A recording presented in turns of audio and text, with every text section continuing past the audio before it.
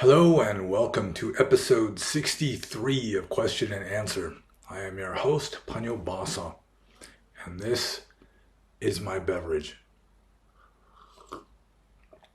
And I usually, lately anyway, have been doing these every Saturday, but I waited until Sunday this time just because I have been very busy lately, not only at work, but I come home and we're like moving, packing stuff up and getting ready to move it to another place and so forth. And it wasn't until last night that I finally got like a full night's sleep. And I mean, really, it's like being a layperson is a higher difficulty setting. If you want to navigate samsara wisely, then it's good to learn how to do it in a radically simplified environment, like the life of a monk. And maybe if you've had enough of that, you can't get any farther with that, then you move on to the higher difficulty setting. I do think that the Hindus may have it wrong, where they have to live the worldly lay life first, and then when they get old, then they renounce the world. It's like the 4 ashrama dhammas, I think it's called. And it tends not to work out so well when you renounce the world and start living like a radically spiritual life after you've already got all these ingrained habits and so forth that are hard to overcome. But anyways, better late than never, I guess. We don't have like the usual high number of questions anyway, so this one might actually be less than 2 hours of me sitting here talking till I'm hoarse. So let's just commence to answering questions here. And the first one is from I Want a Payback. And this comment was left under one of my readings in Archaic Buddhism series. Studies in Archaic Buddhism. I can't remember what the playlist is called. With regard to one of these really archaic Buddhist texts that I was reading. And I just might as well answer it here because it's a question. And so I Want to Payback says, Hello, David Panyo Basa. Thank you for making these ancient and profound texts accessible to us. Would you see a connection between these teachings on no fixed views or perceptions and the notion of atammayatā? Is atammayatā a later development, or could it be traced back to these earliest texts? Ajahn Buddhadasa has interpreted atammayatā as the final stage of insight, where the duality subject-object falls away and the mind basically stops seeing things. Also, the perception process is divorced from proliferation. What are your thoughts? Well, atammayatā, technically atammayatā literally means something like not made of that-ness. The a at the beginning just means not. The tam means that. Maya means made of. And the da at the end just essentially turns an adjective into a noun. So it's like not made of that-ness. And I do not recall seeing this. It's not in the Atthakavagga, I'm pretty sure. Like in the really archaic text, I don't remember coming across the term. It's an obscure term that isn't used much in the texts. It has been said that it's not in the Polytext Society's Poly to English dictionary. It was just so rare of a term, I guess, that it just was overlooked. But it is reminiscent of terms that were used in archaic texts. I'm not exactly sure what the original meaning of Not-Made-of-That-ness was, but essentially it would seem to be indicating that you have realized that there is no underlying self-essence to anything.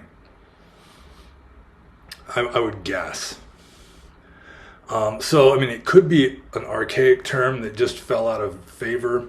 There were quite a few of those, and a lot of them are indicating enlightenment or the enlightened mind that have some word similar to tam in atammayatā, like thus or this or that. Even the word tathagata just means he who has become thus. He who has become like that. Because in early texts, you can't really describe reality. About the closest you can come is just say thus or like that or such. Suchness. So, I mean, it is reminiscent of really early texts, although I cannot recall a sutta in which I've ever seen the term. So it could just be originally, indicative of some enlightened insight. But it's hard for me to say. I haven't really studied up on it much. Later here it says, Ajahn Buddhadasa has interpreted atammayatā as the final stage of insight where the duality subject-object falls away and the mind basically stops seeing things. Well, I mean, he may have interpreted it that way, but Thai Ajahns, as a general rule, they're pretty free in their interpretation of stuff, and a lot of the time they diverge radically from Theravada orthodoxy, which isn't entirely a bad thing. They're not as scholarly and dogmatic as the Burmese, which, one of the implications of that is that someone like Ajahn Buddhadasa is teaching more from their own personal experience and then just maybe inaccurately applying Pali terms onto their own insights, because they just don't have the scholarship to know exactly what the term is supposed to mean. But, yeah, and when he's talking about proliferation here, it's papancha is the word, papancha, which, it's like diversification. It's like dividing up the world into this and that, shit from Shinola, that kind of a thing.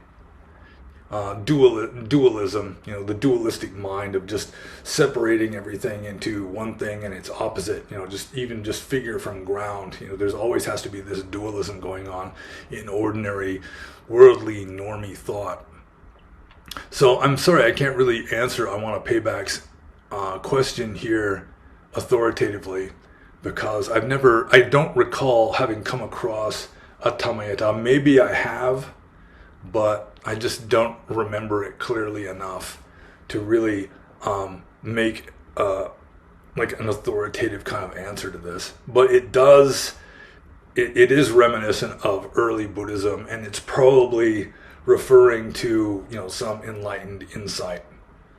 But I don't think it really fits into the stages of insight and so forth. Just because early Buddhism wasn't really into stages. It was either you're enlightened or you're not, essentially. So I'll just move on to the next question here. This is from the Anti-Marxist League. And the Anti-Marxist League says, how does confession work in Theravada? How would a Theravadan layperson without regular access to an in-person sangha go about confession?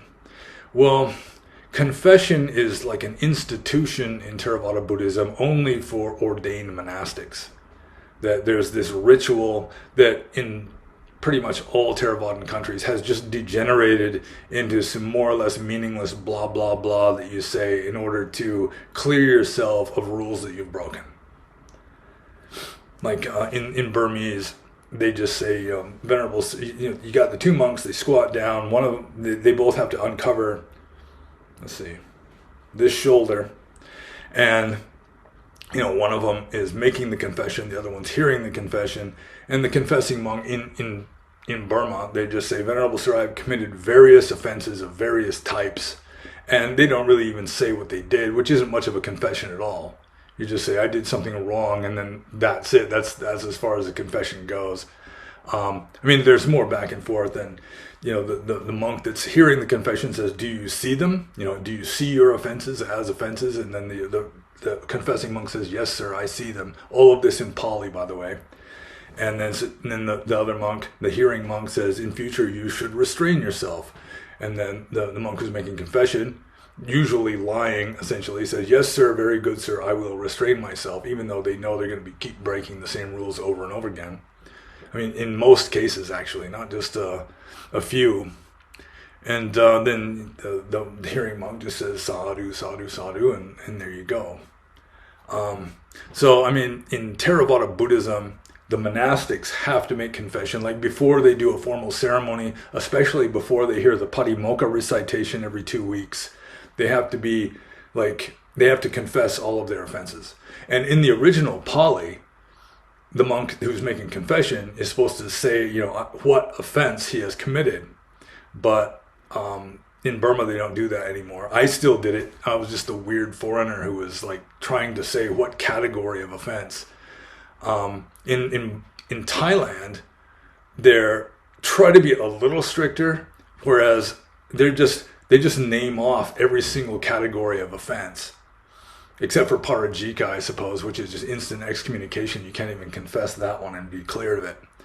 And really, they're not confessing anything either, since they'll say that they committed these offenses even though they didn't commit them, and therefore they don't really see them because there's nothing there to see. So it's all just this meaningless mumbo jumbo kind of a ritual that is, in my opinion, is pretty much pointless. But there are cases of lay people making confession in the Pali texts, and usually they go to a monk and they just say, for the sake of restraint in future, I confess that I did this. And then the monk will say, you did well, you should restrain yourself, don't do that anymore, if you can avoid it. And then, they sort of come clean, I guess. It doesn't absolve them of anything, like in Roman Catholicism, where the priest, forgives you or absolves you of your offenses, gives you some, Hail Marys or something to do, a little bit of penance. Doesn't work that way in Theravada. It's just for the sake of helping you to restrain yourself in future. You make the confession and you may state this resolve to try to do better in the future, and that counts as your confession. But if you don't have a monk to confess to, if you don't have a revered Dhamma teacher to confess to, just any person that you consider to be wiser than you, if you can find somebody like that, or any person that you consider just to be a good person, you can go to them and make your confession to them if there's no monks to confess to. I suppose you could, if you're even like in email communication with a monk, you can confess over email or Skype or whatever, that would work too. But it's not really any kind of requirement in Theravada Buddhism, and it's not really a standardized institution in Theravada Buddhism, except for ordained monastics. So I think I'll just move on to the next question then. This is from Tim the Enchanter. And Tim the Enchanter says, does attaining Arya level increase your IQ? And Arya level here just means being a Buddhist saint, supposedly having at least a glimpse of nirvana or nibbana. So that you're never going to backslide and like go to hell or be reborn as a ghost or an animal or anything like that. Does attaining Arya level increase your IQ? I'm not sure. It would sort of give you a more balanced, calm, clear kind of a mind. So that might help you do well on like cognitive tests. But it would make you like mentally healthier. You might do better on something like the Minnesota Multiphasic Personality Inventory or something.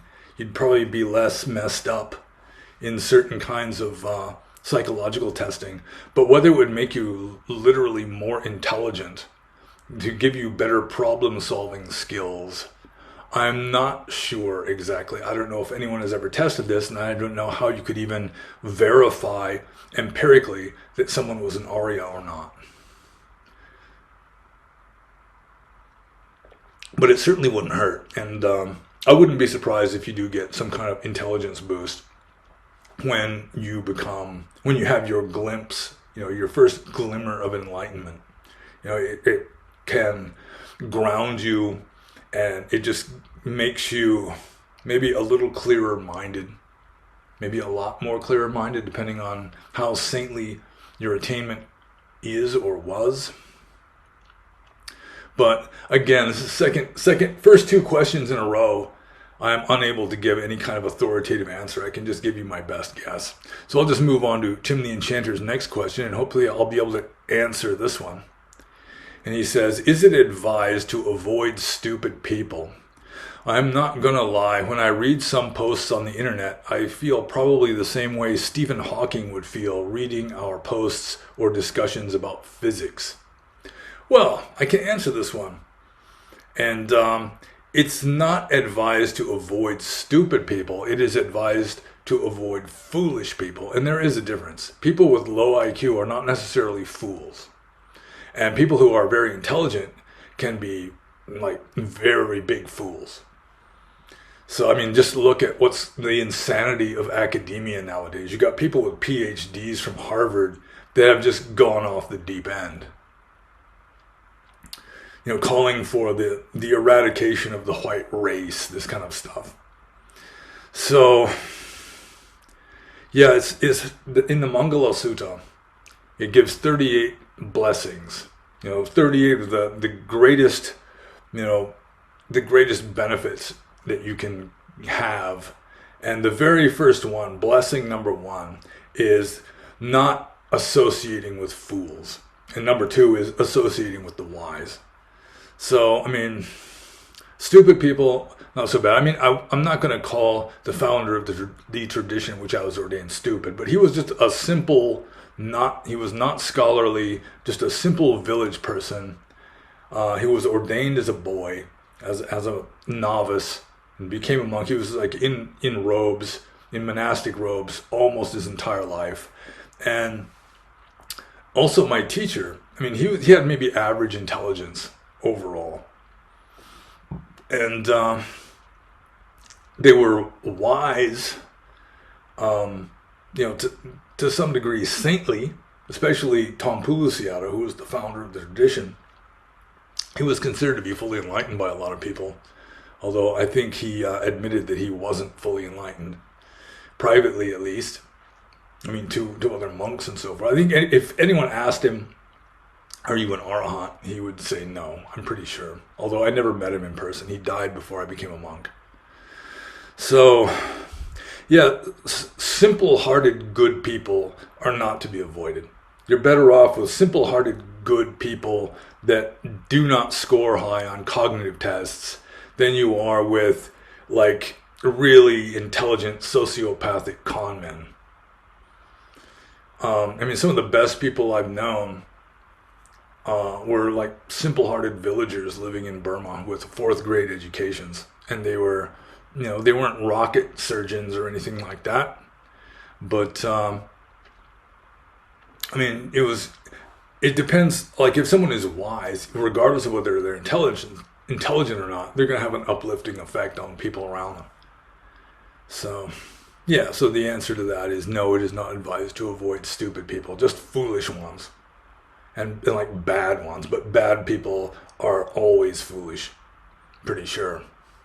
So I'll just move on to the next question here. Also by Tim the Enchanter. And he says, urban Theravada temples look like Catholic cathedrals with all this gold and money and blessings, sacred scriptures, statues, paintings, and candles.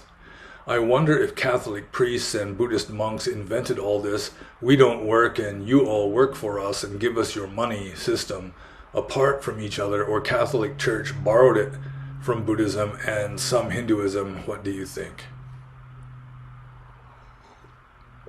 Well, originally, Buddhist monks, of course, they weren't wealthy at all. I mean, they were just dressed in rags and slept under trees and just begged for their food in the streets.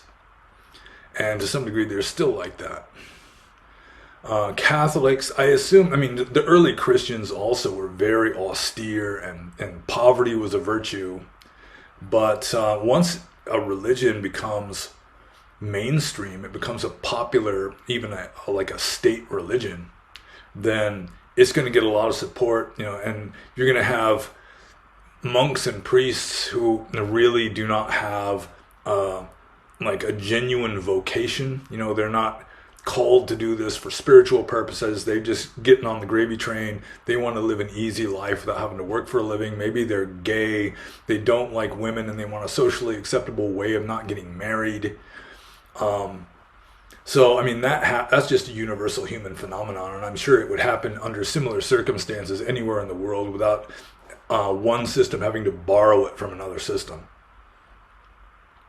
So, yeah, and Theravada temples, urban Theravada temples, most of them probably don't really look like Catholic cathedrals. My experience is that most Theravada temples that are in a city or a town in America, they're mainly just like a rented house that is like you don't even notice that it's any kind of Buddhist organization other than like maybe a little sign in front, and then when you go inside there's like a big altar in the living room there, and a lot of decoration stuff that people have donated, candles and Christmas lights around the Buddha statues or whatever.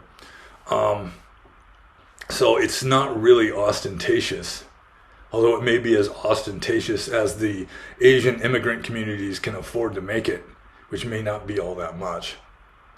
So, yeah, it's not just Catholic priests and Buddhist monks. I mean, you look at like Greek Orthodox patriarchs, and they look kind of like Santa Claus, except they're just decked out in like gold and jewels.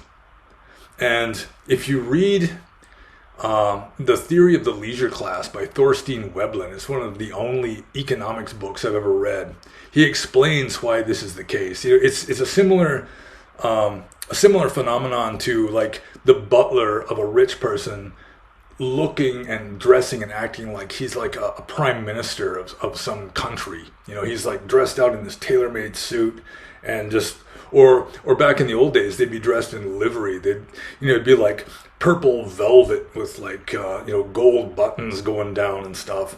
And the reason why they do this, and they used to do it and they still do it to some degree, is like if my servants look like prime ministers or they're dressed up in like this purple velvet with gold on it, if my servants are like that, how does that make the master look? I mean, it's like a status symbol that makes him look even more exalted because even his servant looks like a prime minister. And some of that has crept into Christianity and other religions where, it's like bishops and cardinals and popes. I mean, sometimes they're just decked out in, they're just got jewels and like cloth of gold on them and so forth.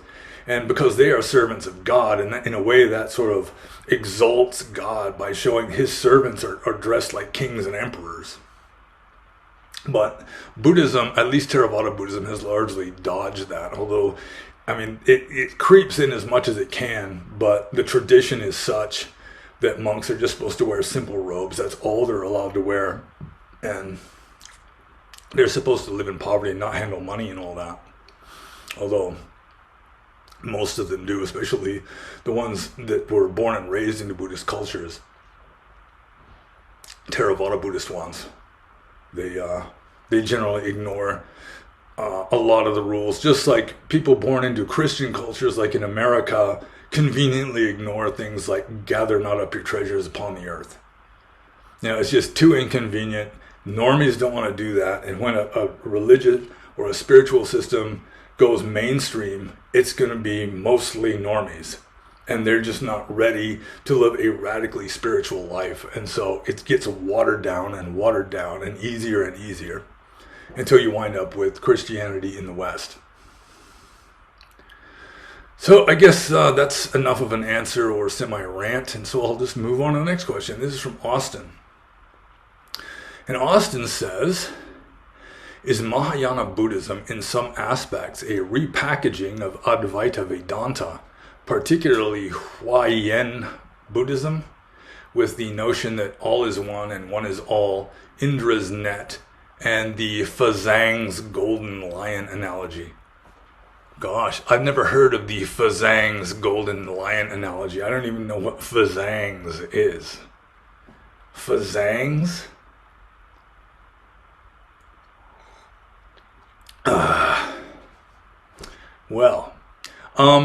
Mahayana Buddhism, in some aspects, it's not so much a repackaging of Advaita Vedanta, because I'm pretty sure Mahayana came before what is now called Advaita Vedanta. Like one of the founding fathers of established Advaita Vedanta is Shankara, who I think lived in around the 5th century, like 5 centuries after the birth of Mahayana.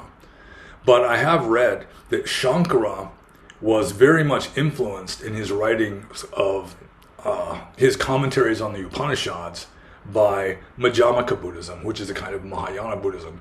And I'm sure there was a lot of like debating back and forth and exchanging of ideas and strengthening their position and maybe borrowing a few things to help them strengthen their positions against the criticisms of the other side.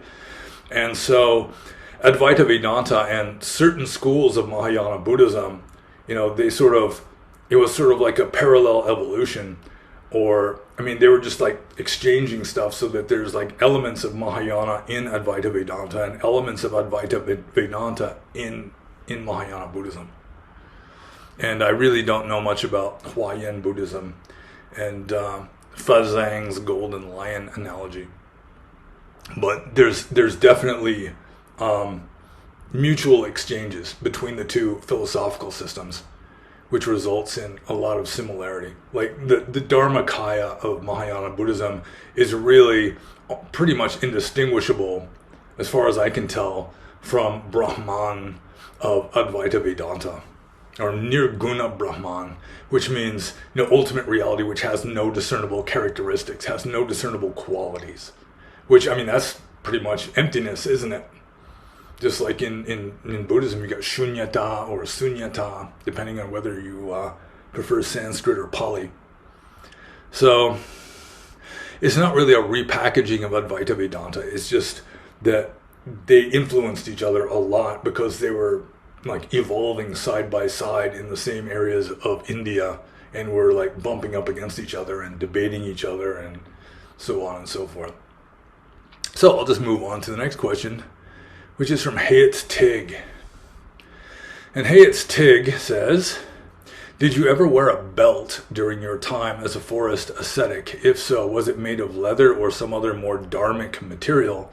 I think a belt would not only be useful for strength and for stamina, but will also look badass on a Buddhist monk. Aw, dude. Well, as it turns out, a belt, or a kaya bandhana, as it is called in Pali, is one of the 8 requisites. Every monk is required to own a belt. And if you look into the Pali text, there are 2 kinds of belts that are allowable. One is patika, which is a strip of cloth, and one is sukaranda, which literally means pig intestine, but because pig intestines are twisted, what it means is like a twisted rope. So you can use a strip of cloth or a rope, and every monk is required to have such a belt. And it's mainly not, I mean, it's not for strength or stamina, but it's to hold your lower robe up, to keep it from falling off when you're in public, because your lower robe is just a rectangle of cloth. You wrap it around yourself a little more securely than you would put a towel around your waist after you get out of the shower. But, I mean, you kind of fold it up, but still it's not on there really strictly. Just one good yank could pull the thing off.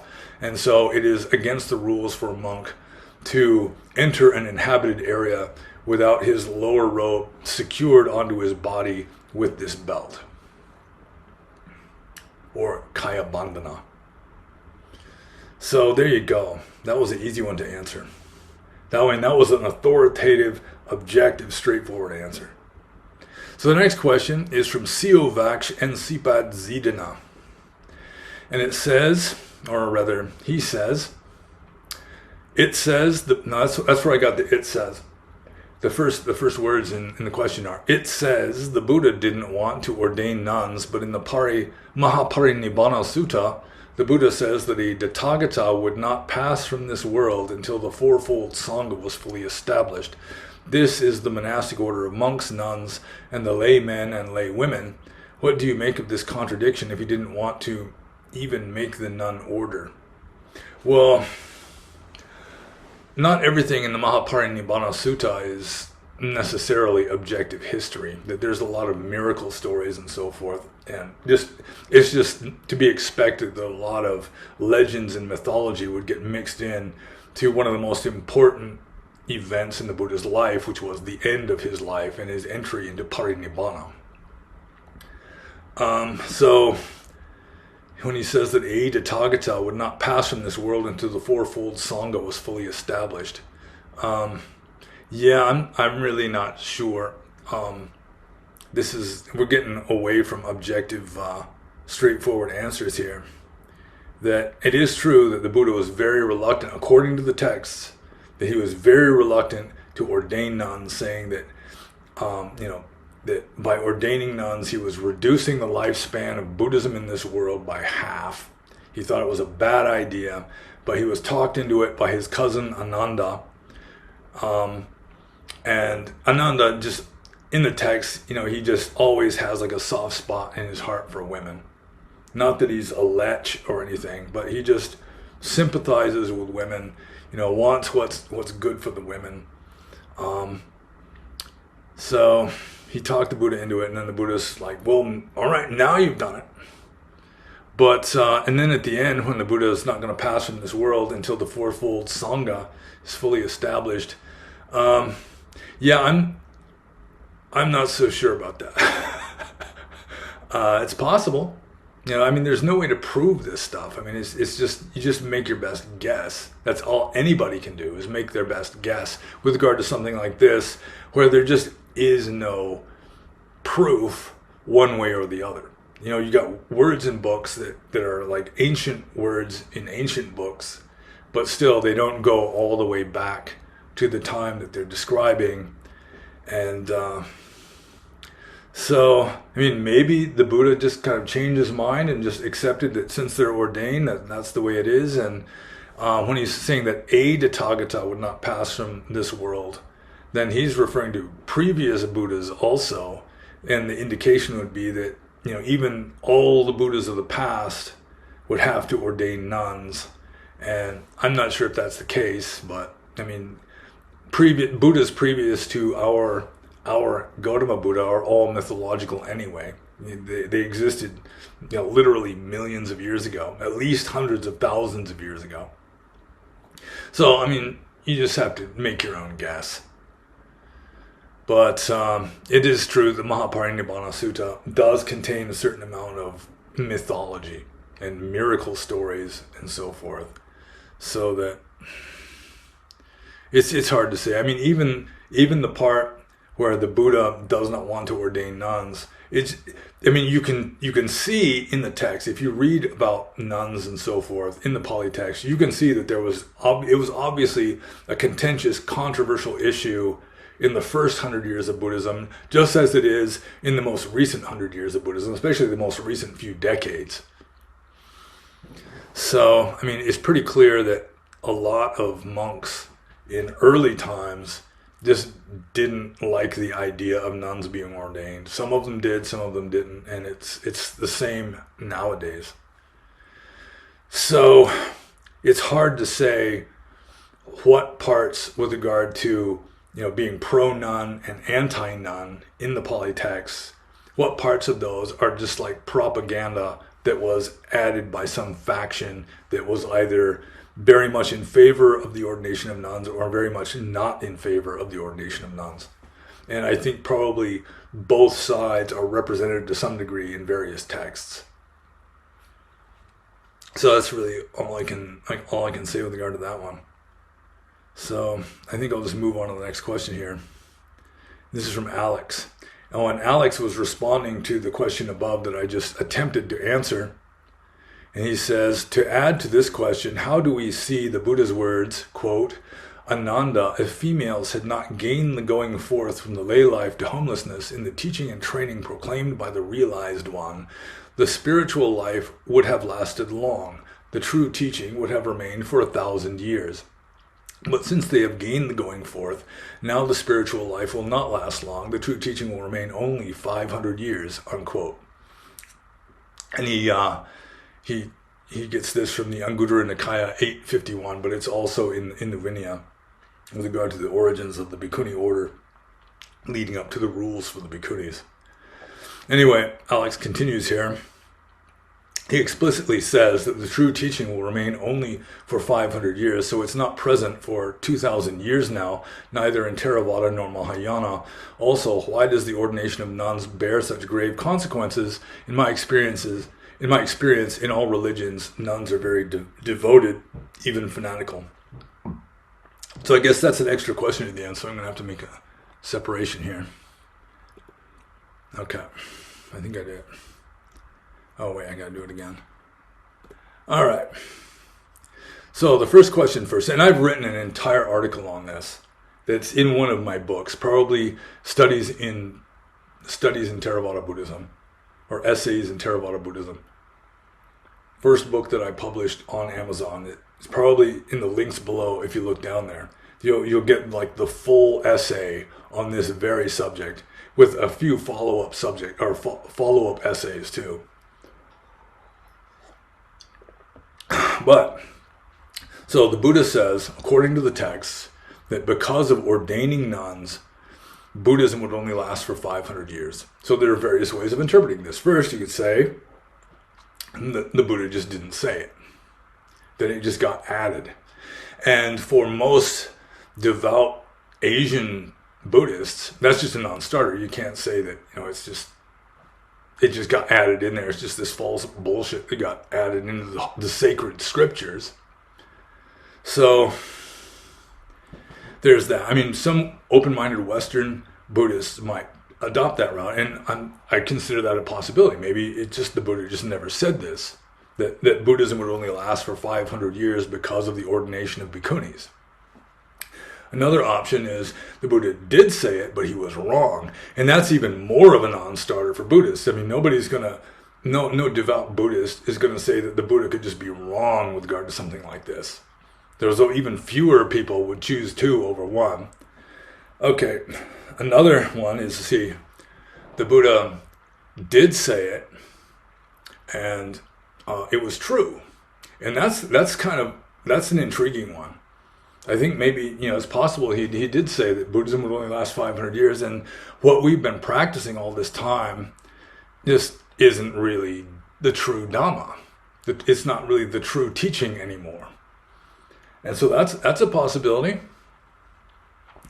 The commentarial answer is, I should have said that one first. According to the commentaries, when the Buddha said that Buddhism would only last for 500 years, or the true teaching would last for only 500 years, what he meant to say was that it would last for 5,000 years.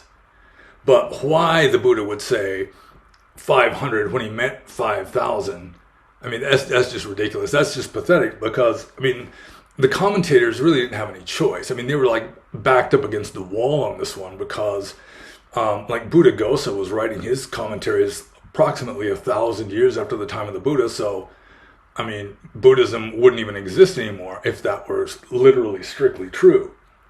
So, he's got to come up with something. You can't say that the Buddha never said that it's wrong. You can't say that the Buddha was wrong.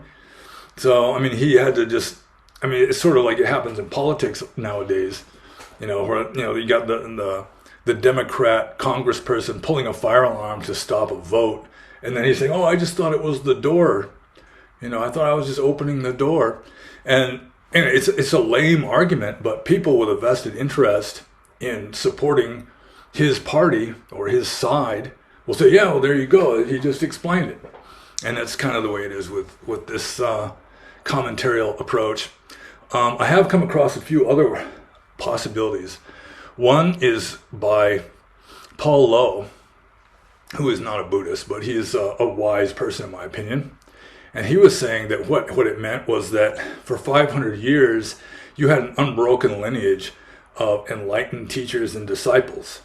You just had, an enlightened Buddhism going for 500 years. And then after 500 years, it just died out. You finally had an enlightened teacher who didn't have any enlightened disciples, which broke the lineage. But there have been times since then when enlightenment has re-arisen. There's been sort of a renaissance of enlightenment in Buddhism, possibly like medieval China even, which was Mahayana, like Chan Buddhism. So that's a possibility. Also, I had one Burmese monk, not really so long ago. It was like the last time I was in Burma, I'm pretty sure, back when I was still a monk, say that, he meant it figuratively, that instead of 1,000 years, it'll last 500, just means, it'll last half as long. And the numbers were just sort of like, for example, kind of a thing. But personally, I'm intrigued by the possibility that what he said was literally true, and that what we've got going now really isn't the true teachings anymore, even though it's possible still to become enlightened. You know, it's not like nobody has become enlightened in the past 2,000 years following Buddhism, but it's just they're doing it in spite of the fact that the teachings are so corrupted that they don't really represent, you know, the original teachings anymore. Or the other possibility, which I think is probably more likely, just going with Occam's razor, is that since the entire Pali Tipitaka is not entirely reliable as just accurate verbatim teachings of the Buddha, that it might have gotten added in. Like I was just talking about how it was a contentious issue even in ancient times, so it may be the anti-ordination for bhikkhunis faction just got this added into the text somehow, because they just, you know, they can't really stop the nuns from existing anymore because it's like a done deal. But you know, they wanted to point out that it wasn't a good idea and they're not in favor of it, and so they try to make it out like the Buddha wasn't in favor of it.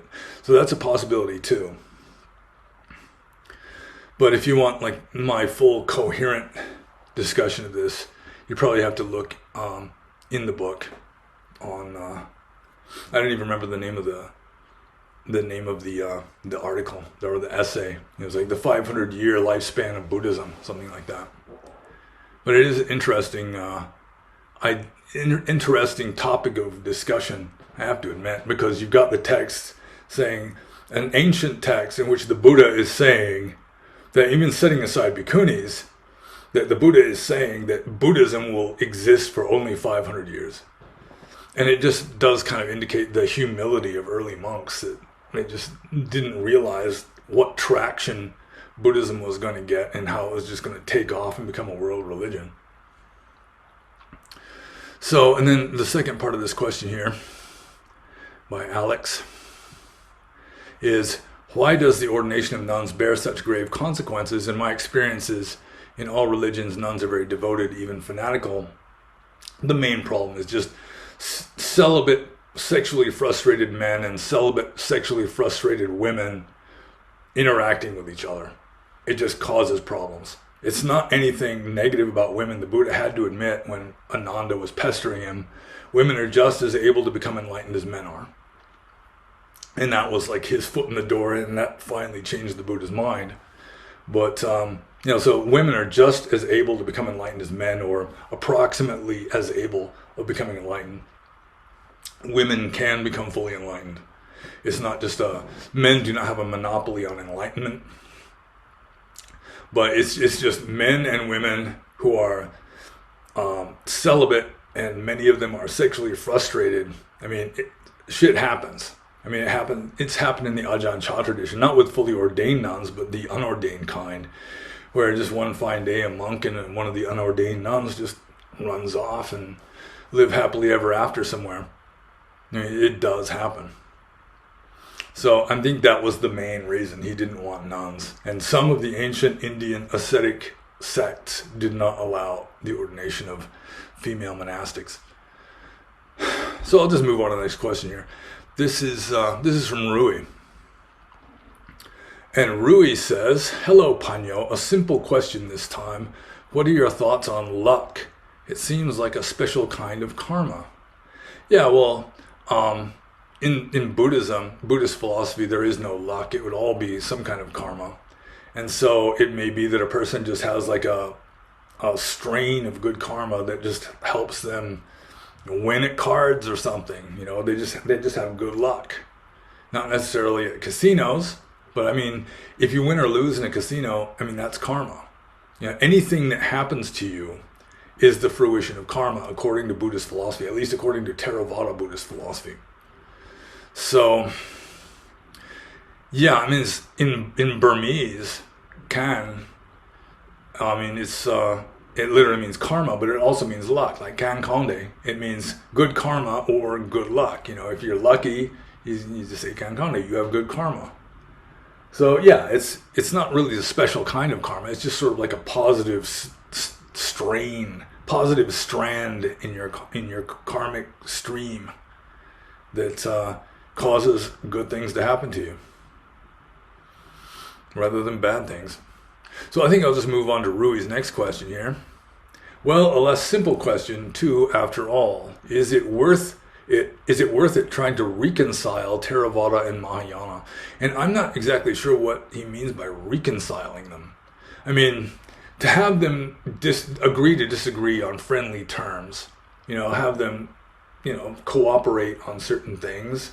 That's fine. That's ideal. Like the University of Nalanda in ancient India, you had all these different sects of Buddhism living in the same monastery compound. They each had their own separate sima, or like ecclesiastical boundary. They do their own like formal ceremonies separately, just so that be in accordance with their own rules of monastic discipline. But I mean, they were living peaceably together. It wasn't like early sects of Christianity trying to obliterate each other. And so, I mean, that kind of reconciling, where they're just reconciled to each other's existence, I mean, that's just common sense. But reconciling the philosophy, no, I mean, you can't really reconcile. I mean, sometimes it's just opposites. Like, in some respects, Mahayana teaches the opposite of Theravada. Like, Theravada says, according to Gautama Buddha, you should try to become enlightened in this very life if you possibly can. Mahayana says, no, don't do that. Postpone it indefinitely until all of the beings in the universe are also enlightened, which just means you're postponing enlightenment pretty much forever. So, I mean, those obviously can't be reconciled.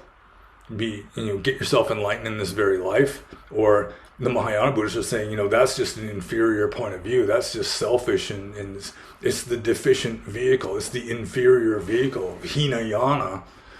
And, you should just postpone enlightenment forever. That's somehow better. So, I mean, you can't reconcile some of the philosophical aspects of the two. But, I mean, just getting along with each other and agreeing to disagree, that's the kind of reconciliation that has been practiced fairly well.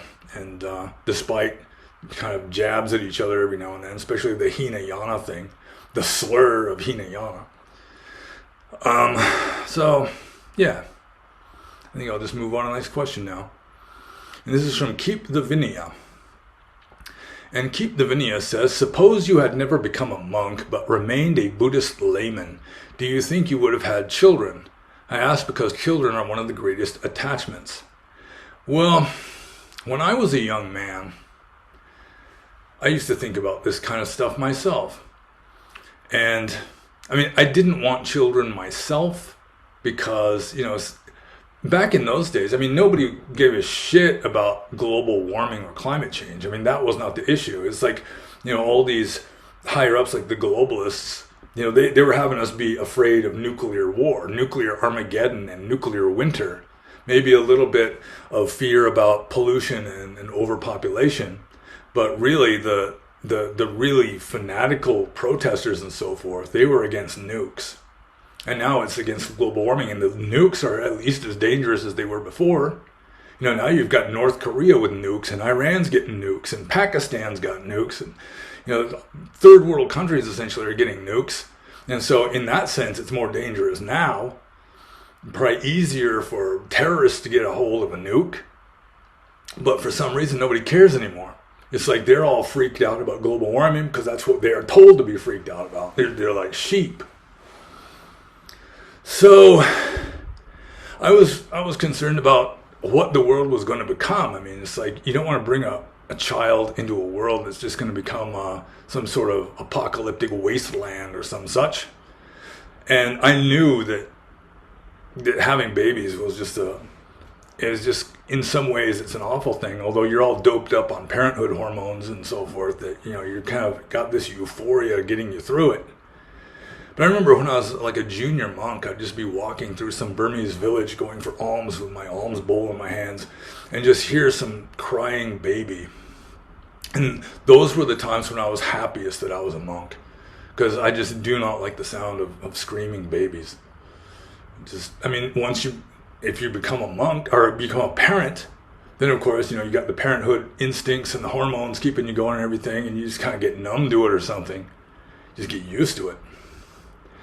But the thing is, when I was a young man and wasn't a monk yet, and still somewhat open-minded on just settling down with the right girl if I found her, which I hadn't found yet at the time, It would depend a lot on her. I think it would just be selfish just to refuse to have kids if she really wanted to have kids. I think like motherhood instincts are strong in some women where they just feel like they can't be fulfilled in life unless they have children. You know, some women, they really want to have children. And so, I mean, maybe out of love for my wife, I'd be willing to have one or two most. You know, I used to remember just two would be the limit. So, yeah, it's probably just as well that I didn't have any kids in this life. I'm pretty sure I don't have any offspring, that, you know, out there somewhere. Never heard of any anyway. Never heard of an ex-girlfriend being pregnant after we broke up, anything like that.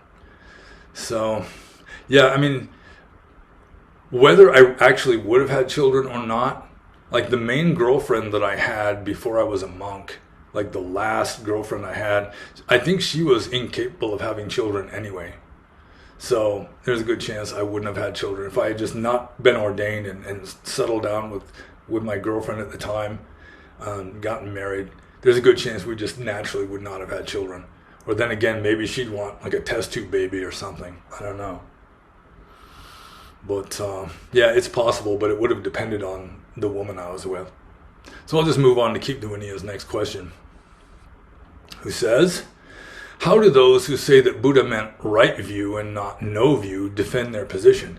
Well, I mean, the word diti means view.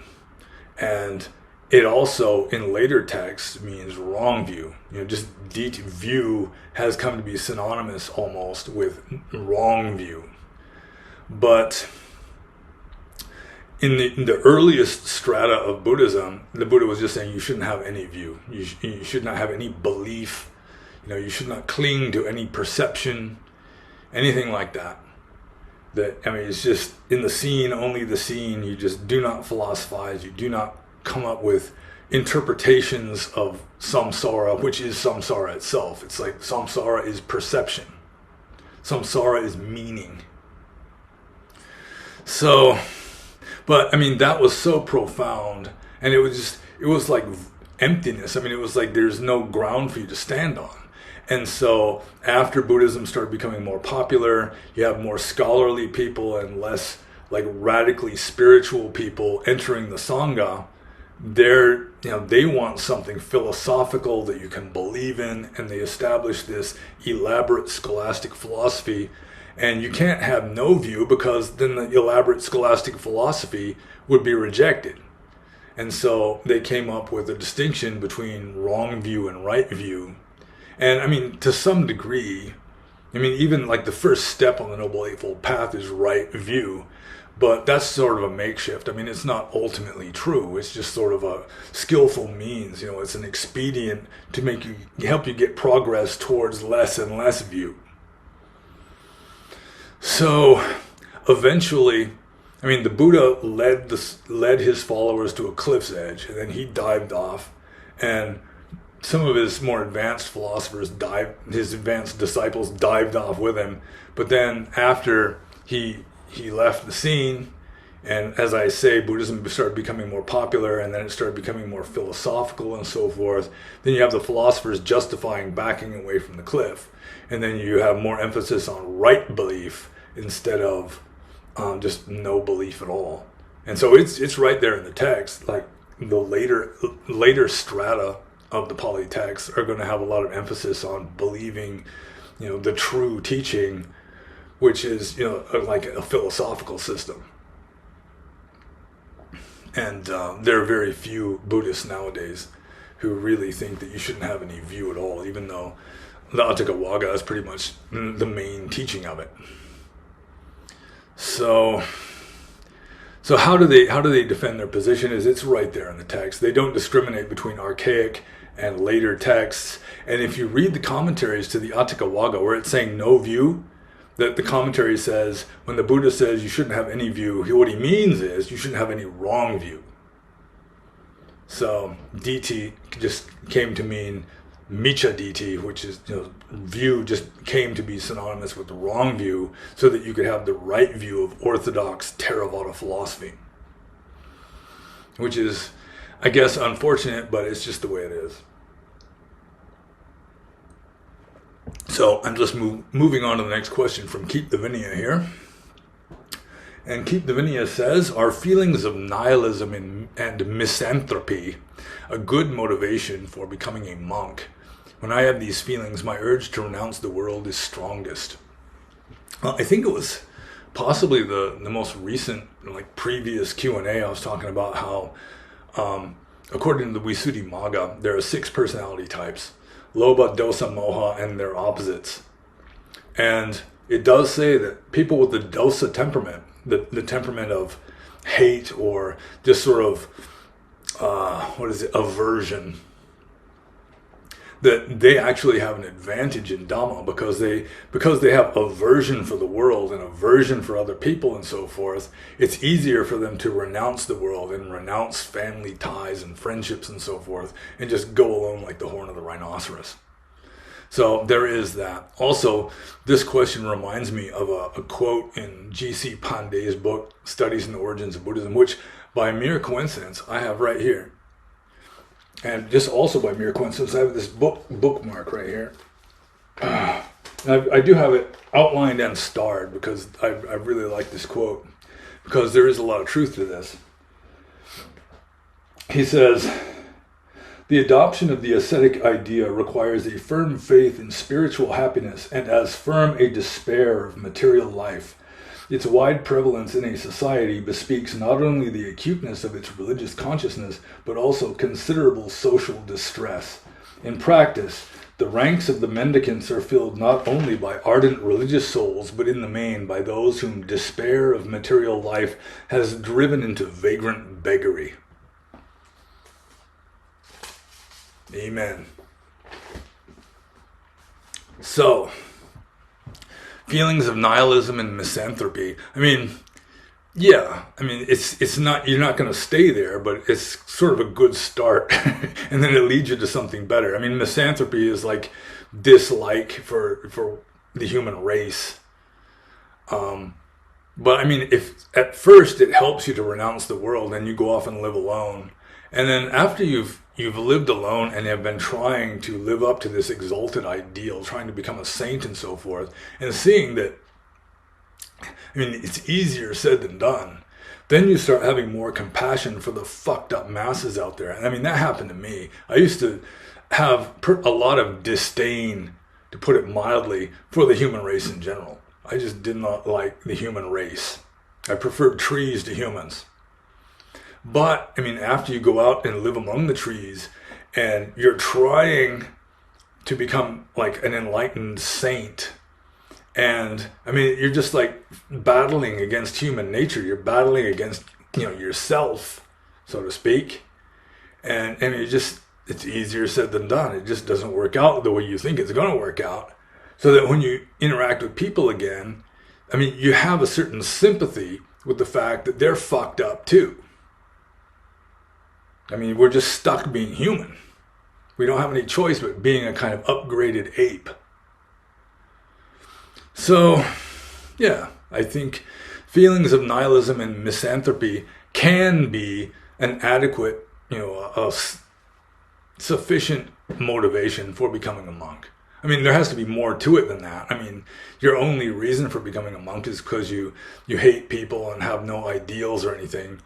You can't believe in anything. I mean, that's not going to get you very far. I mean, like Pandey was saying, there also has to be a certain deep faith in like spirituality in general, like the idea of enlightenment, the idea of wisdom, the idea of like some ultimate reality that you can ultimately come to realize.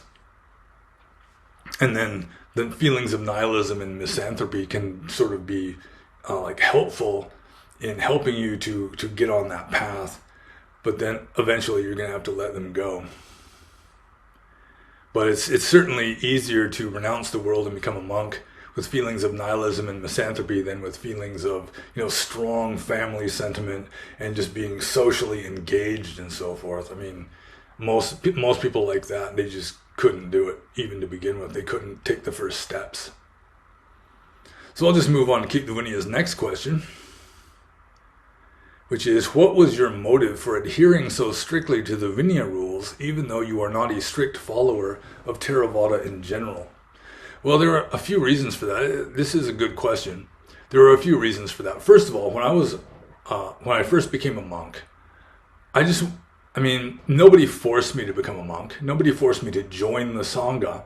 And so I just didn't want to break the rules. I just wanted to be a conscientious monk and not break the rules. I didn't realize at the time there were about, between 2,000 and 3,000 rules that I would have to study.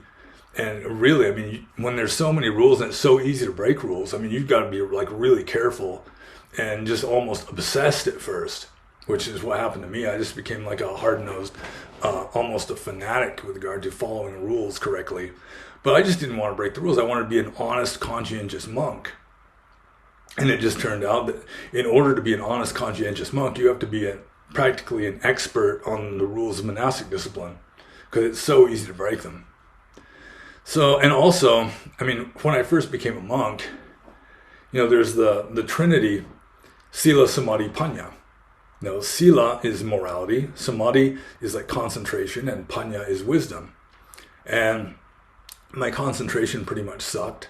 My wisdom didn't satisfy me either.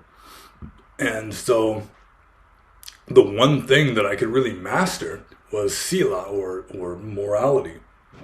And so I figured, just do what I can, and then the Sila and the Samadhi, or the Samadhi and the Panya, they'll come later. Once I get the morality down, then it makes the Samadhi easier, which makes the wisdom easier.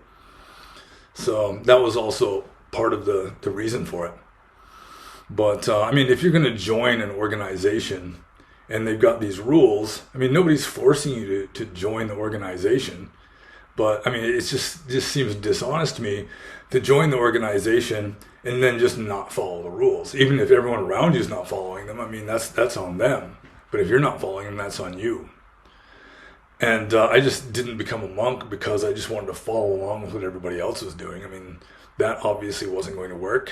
So I figured if it ever became too difficult to follow the rules anymore, it just wasn't convenient to follow the rules anymore, I would drop out of the monkhood. And that's essentially what happened. In the West, you're living among, you have fewer options. You have no choice but to live in situations where you just can't follow the rules easily, if at all. Even just set foot on most monastery property is against the rules technically, because for one monk to make use of something that another monk has paid for with money, that's against the rules too. It goes so far that there's a story in the commentaries about a monk, a shameless, unconscientious monk, buys a mango with his own money, and he eats the mango and throws the pit aside, and that pit germinates and sprouts into a mango tree. 100 years later, another monk sits in the shade of that mango tree. He's breaking a rule of monastic discipline by making use of something that another monk paid for with his own money. It's that strict. And it's when you're in Asia, you can avoid breaking rules like that by just avoiding monasteries. Just go out and live in the forest, which is what I did most of the time. But in the West, it's just not an option. You're just breaking rules whether you want to or not. And it's not a good way of being a monk. I think anyone who's going to be a monk should find a really strict place in the West, which would probably be run by Western monks who tend to be stricter than Asian monks, or just go to Asia and just avoid monasteries altogether. So let's see here. Did I answer this question? My motive for adhering so strictly? Yeah, it's mainly nobody was forcing me to become a monk, and I wanted to be a conscientious, honest monk, and that meant just not shamelessly breaking the rules. And then when you make confession, you're lying by saying that you're going to restrain yourself in future when you know you're not. It just makes things worse. And also, following rules is about the only thing I could really do well when I was a junior monk, especially. I was no meditation master at the time, and so, follow the rules. So I'll just move on to the next question. This is from White Ash Piper. And White Ash Piper says, I've been thinking on NDE phenomenon, near-death experience phenomenon, and I've come to the conclusion that it's an idiosyncratic one, but I can't help to wonder if this isn't a phantom consciousness happening, similar to an amputee where they can still feel the missing limb. Maybe our brain has that very same response in death. You being a biologist might have an interesting point of view. Thanks, Big D. That's a weird one. I've never considered that before, that a near-death experience it's not so much a phantom limb, but an entire phantom body. And if you're completely unconscious, in some ways it'd be a phantom brain too. Yeah, I kind of have my skeptical doubts on that one. Yeah, it could. From a Buddhist point of view, it'd be more of just the stream of karma and the stream of conscious will. It continues. Wow, a little animal just ran by. That's weird. I wonder what kind of little animal it was. Anyway, it just continues after the body ceases.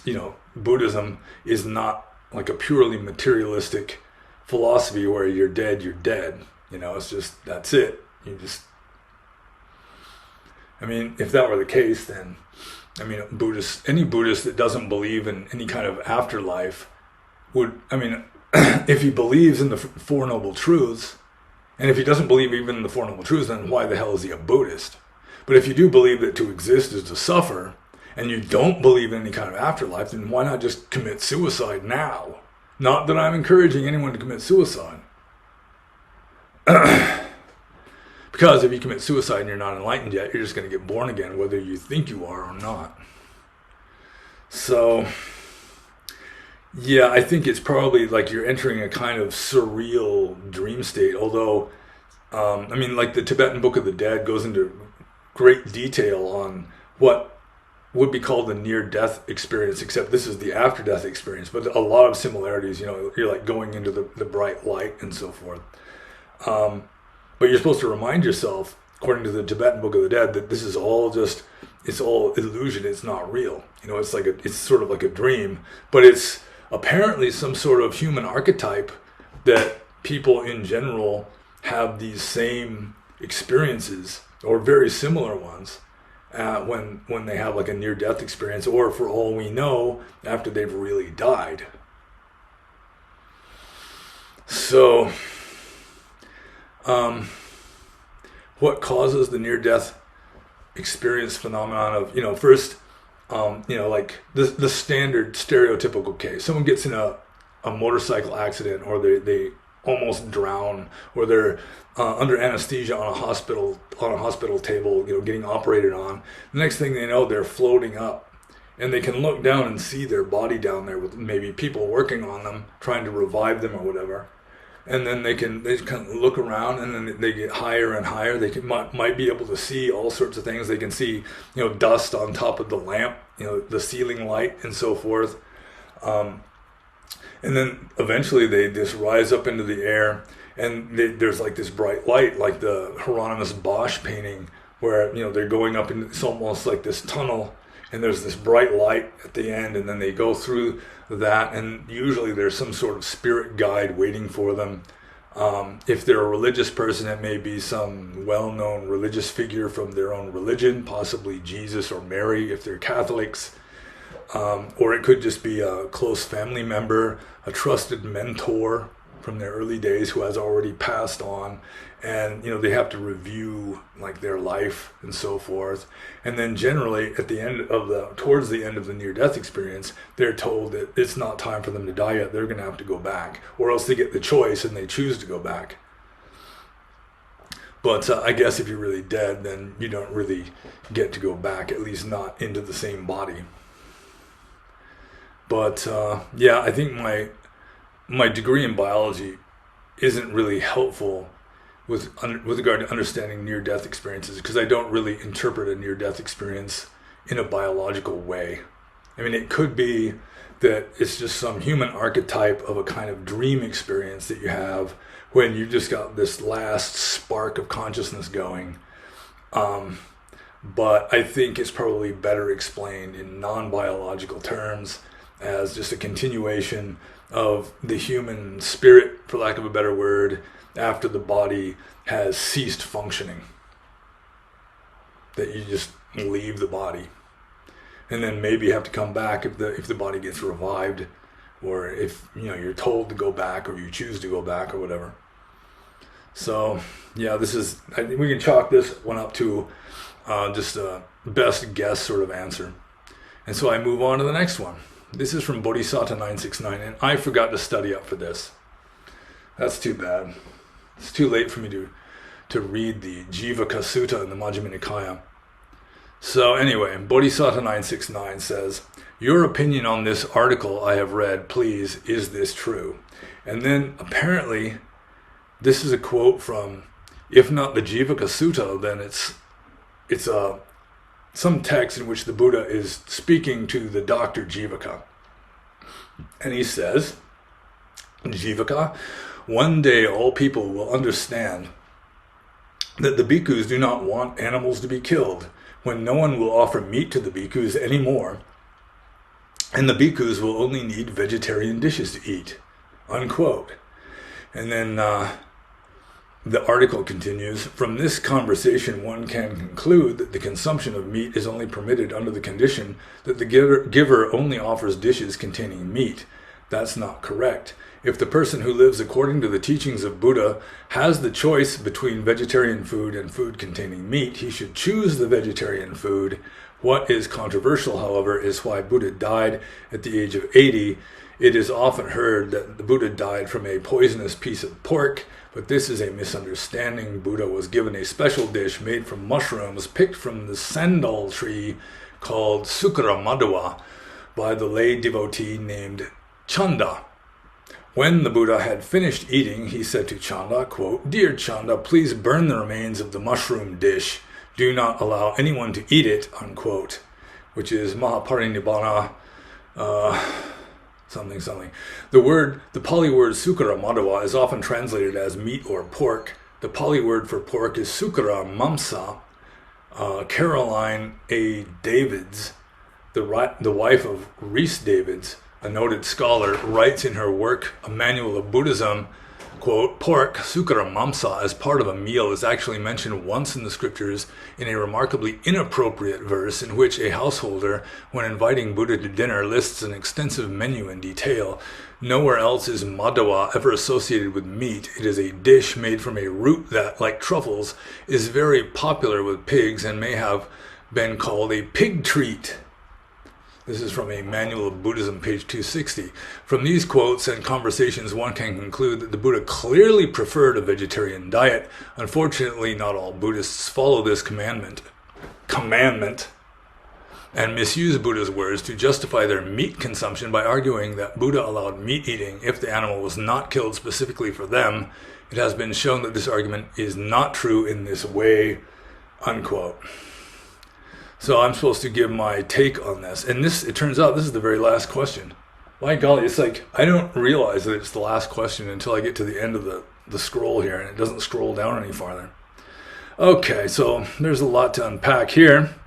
And I did not read the Jivaka Sutta of the Majjhima Nikaya. You can look it up yourself, but I don't think it says what this is, because the Sarvastivada Buddhists apparently deleted the Jivaka Sutta from their Majjhima Nikaya, from their Sutta Pitaka, because it did pretty much endorse the eating of meat. Where Jivaka, the doctor, goes to the Buddha and is saying that non-Buddhist philosophers are claiming that the Buddhists endorse the killing of animals because they eat meat. And the Buddha says, no, if a monk sees, hears, or suspects that the animal was killed for his sake, he's not allowed to eat it. Otherwise, it's fine, because essentially they're eating leftovers anyway. Or at least that's the way it started off.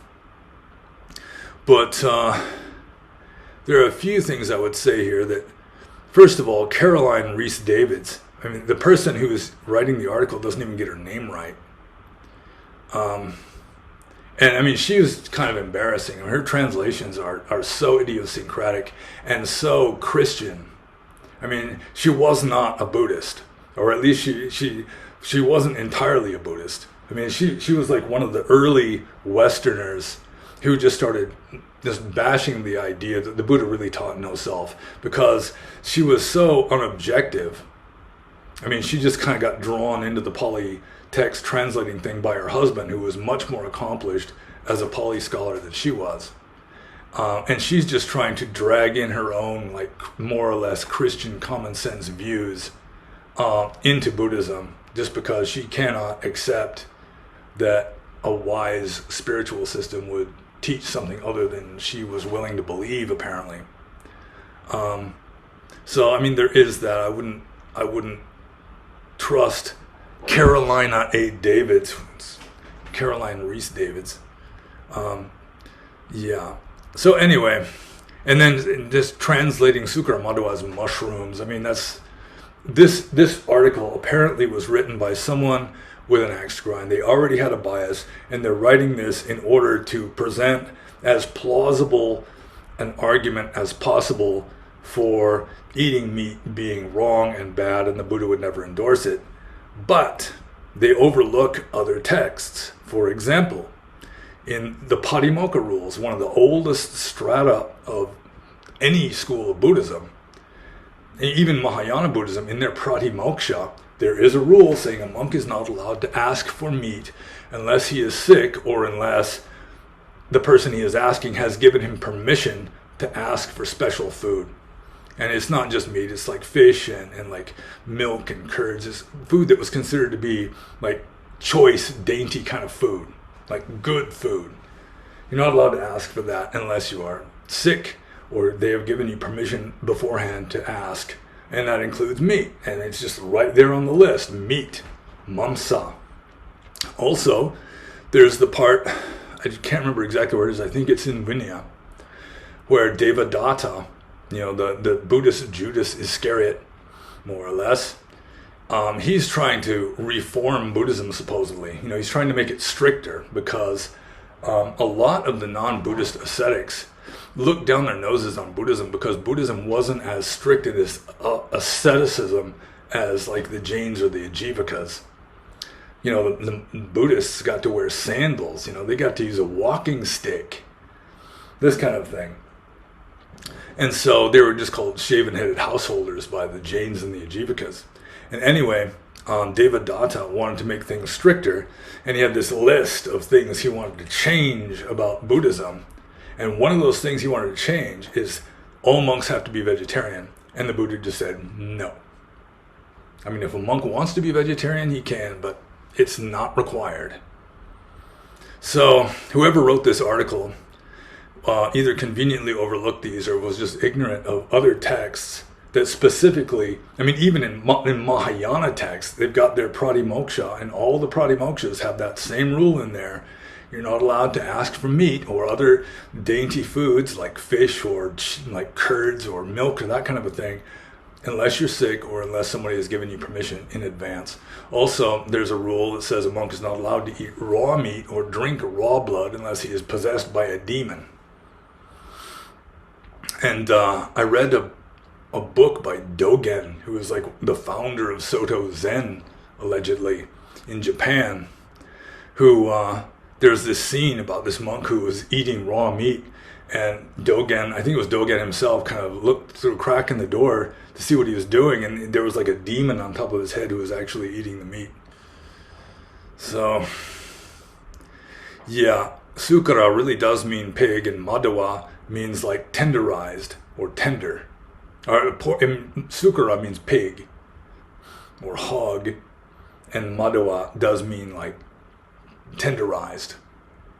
So, I mean, you can say it's like a dainty, tender thing that pigs like to eat, but I mean, in a way, that's just, I mean, they're starting off with the idea that eating meat is wrong, the Buddha would never have allowed it, and then they're just coming up with the most plausible arguments they can come up with to justify that. And apparently they were ignorant of other texts, just specifically saying the Buddha allowed monks to eat meat. And it wasn't just begrudgingly. I mean, it's just, no. I mean, he just refused to require monks to be vegetarian.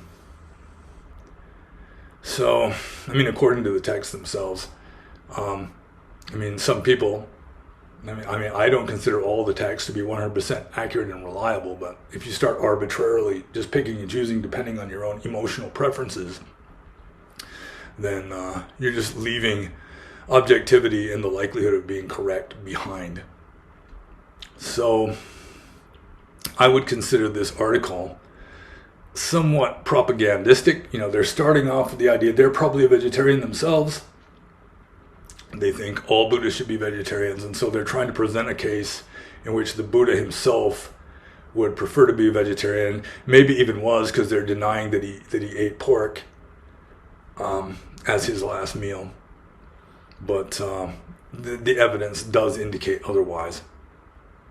But, I mean, one of the reasons why monks were allowed to eat meat in ancient times is because, I mean, they were just eating whatever was put in their bowl, and as the saying goes, beggars can't be choosers. So, that's it. I think I've answered all the questions, unless I've just scrolled over one, which I do occasionally, but yeah, I've answered all of them. So if you have any questions that you would like to ask about Buddhism, meditation, monasticism, me, Burma, anything that you think I might be able to answer in an intelligent manner, or you just want some sort of intriguing, unusual, off-the-wall kind of answer, then feel free to ask in the comments below. If you have access to the Discord server, you can ask there. If you have access to the Subscribe Star channel, then you can ask there. And take a look at my URL links. I almost said UHF. My URL links below.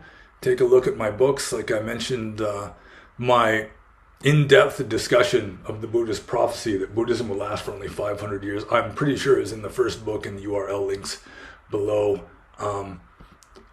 Essays in Theravada Buddhism by me. And like and subscribe to the channel if you haven't done so already, and be happy.